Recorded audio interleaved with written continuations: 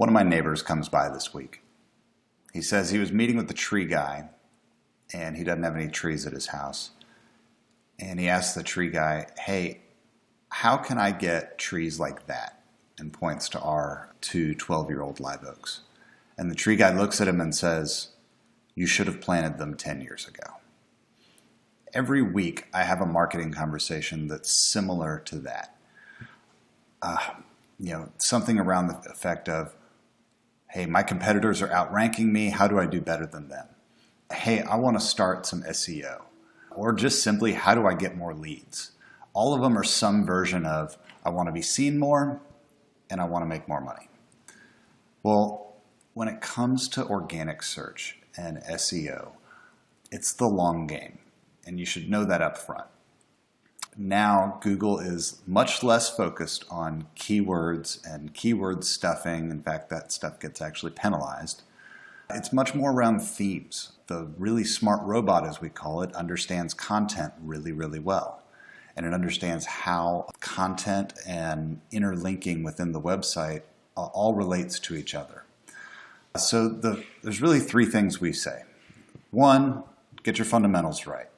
Two, make sure your content is structured well around these core themes. And three, write and publish good, unique content regularly. If you want to know how Google works, there's two documents that'll tell you basically everything you need to know about organic search and ranking on organic search. One is if you Google how Google works, you'll get a URL that says google.com how Google works. And it's one of the best publications of, hey, this is exactly how the search engine is structured and what they look for. The second is what's called PageGrader guidelines. So it's a PDF that you can, if you Googled Google PageGrader guidelines, you'd find it. It is the human beings who are looking through websites for quality assessments. And they are making calls on those pages, and then Google is then comparing the human beings' assessments to the algorithm, and they're using that assessment to decide whether they want to change the algorithm or not. Every couple months, Google publishes core algorithm updates. They come around often, and everything is more or less focused on getting back to those two core documents. So if you ever want to know how Google works, follow those two things. And what I would do today, if I was in almost all of the business issues that I talk to, is I would start that process of getting your fundamentals right, making sure that your local, organic, and all of your properties, more or less, are all structured right. And the second thing is I would start developing a content strategy.